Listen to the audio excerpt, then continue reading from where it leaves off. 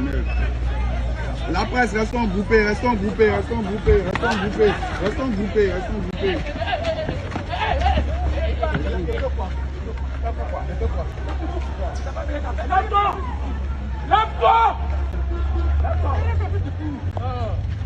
Lève-toi.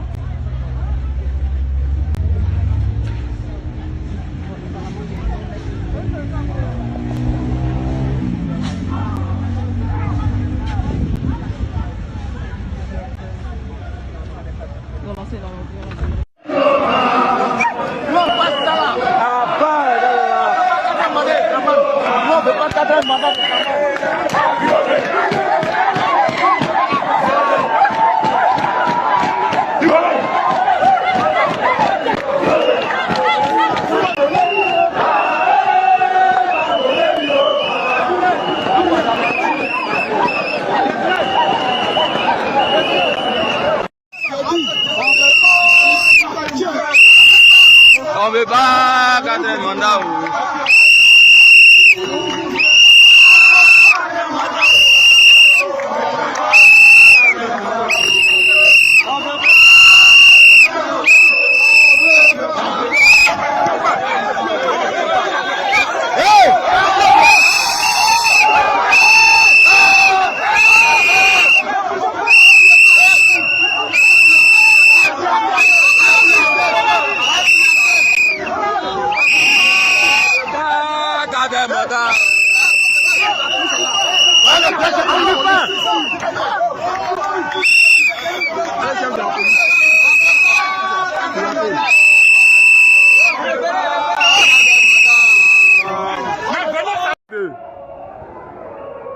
Même à la maison.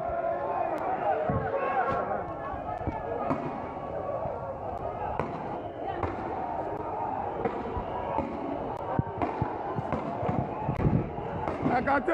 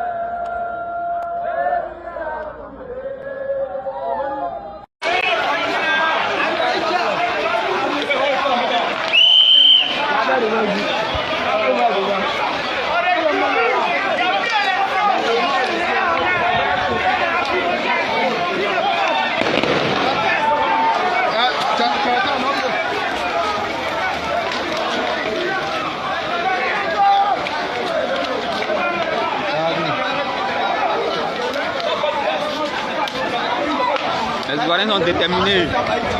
Les Ivoiriens sont déterminés. On a eux.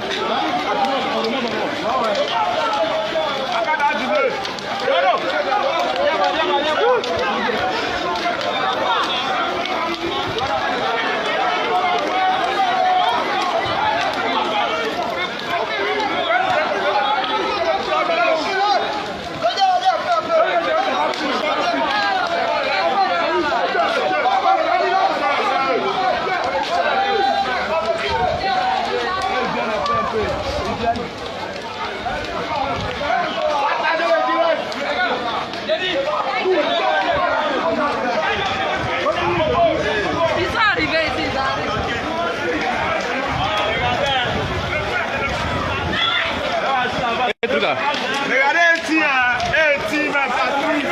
Ça tire, avec les mains nues. C'est les maudits.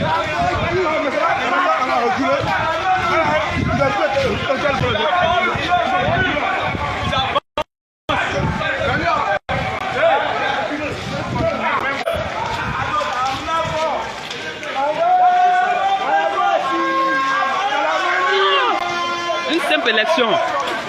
On fait sortir cargo, blindé, chat.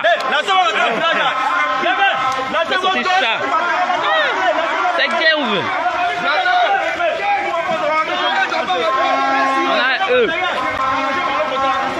On a eux.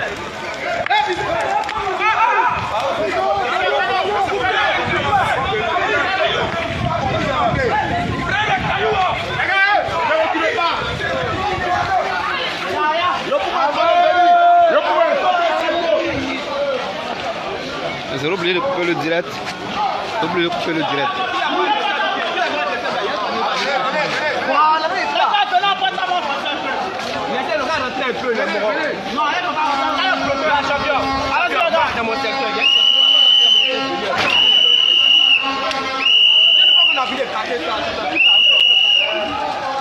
Ils ont pris des gens, ils en ont pris des gens.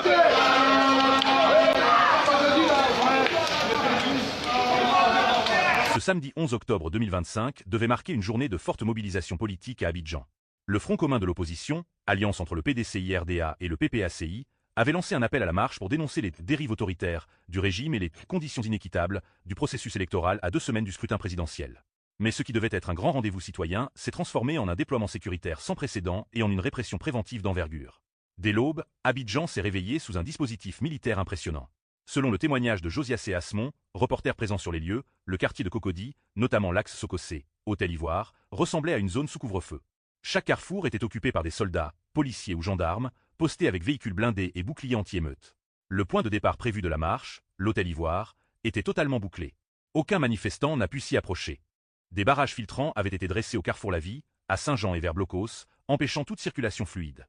Des fouilles systématiques étaient menées, et plusieurs personnes suspectées de vouloir manifester ont été interpellées.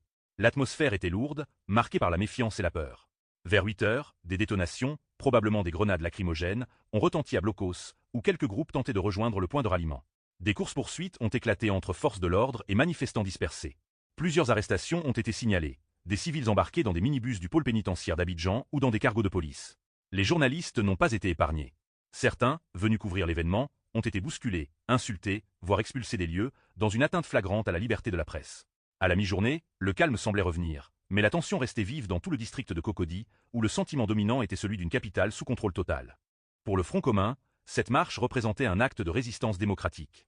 L'opposition accuse le régime du président Alassane Ouattara d'avoir verrouillé le jeu électoral, composition contestée de la commission électorale indépendante, obstacles administratifs à la candidature de certaines figures de l'opposition et climat de peur dans les médias et la société civile. Le mot d'ordre du Front commun était clair: défendre la démocratie, la justice électorale et les libertés fondamentales.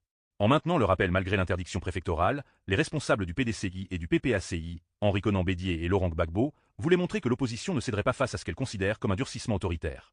Mais pour le pouvoir, l'objectif était d'éviter tout dérapage. Le ministère de la Sécurité a justifié l'interdiction de la marche par des risques de troubles à l'ordre public, arguant que la proximité de l'élection nécessitait la préservation de la paix sociale. Une justification jugée fallacieuse par l'opposition, qui y voit une instrumentalisation de la loi pour museler la rue. Cette journée manquée s'inscrit dans un contexte politique d'extrême polarisation. À 2 semaines du scrutin présidentiel prévu le 25 octobre 2025, la méfiance entre pouvoir et opposition atteint son paroxysme. Le camp présidentiel du RHDP met en avant son bilan économique et la stabilité institutionnelle comme gage de continuité. En face, les partis du Front commun dénoncent une démocratie de façade, où les institutions sont aux ordres du pouvoir exécutif. La marche du 11 octobre devait être une démonstration pacifique de force. Elle s'est muée en illustration spectaculaire du verrouillage de l'espace public. La rue, jadis lieu d'expression citoyenne, semble désormais confisquée. Le message envoyé est limpide. Toute contestation, même pacifique, sera empêchée. Les arrestations préventives, la dispersion violente des rassemblements et le harcèlement de la presse traduisent la stratégie de dissuasion du régime. La sécurité publique devient un prétexte commode pour restreindre la liberté de manifester, pourtant garantie par la Constitution ivoirienne. Cet épisode est, à mes yeux, un symptôme inquiétant du recul démocratique en Côte d'Ivoire. En interdisant une marche pacifique, le pouvoir envoie un signal d'intolérance politique et d'insécurité institutionnelle. La force du dialogue est remplacée par la peur de la contestation, comme si toute voix discordante constituait une menace. Une démocratie solide n'a pas peur de la rue. Elle l'encadre, elle écoute, elle en tire des leçons. La posture actuelle du gouvernement, privilégiant la force à la discussion, risque d'accentuer le fossé entre dirigeants et citoyens. L'opposition, pour sa part, doit aussi veiller à ne pas transformer la résistance politique en confrontation stérile. Mais lorsque les canaux institutionnels sont verrouillés, la rue devient souvent le seul exutoire possible.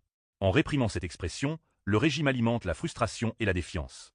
La journée du 11 octobre 2025 restera donc comme une journée noire pour la démocratie ivoirienne, non à cause d'une émeute, mais à cause du silence imposé à ceux qui voulaient s'exprimer pacifiquement. À l'approche de la présidentielle, la Côte d'Ivoire se trouve à la croisée des chemins.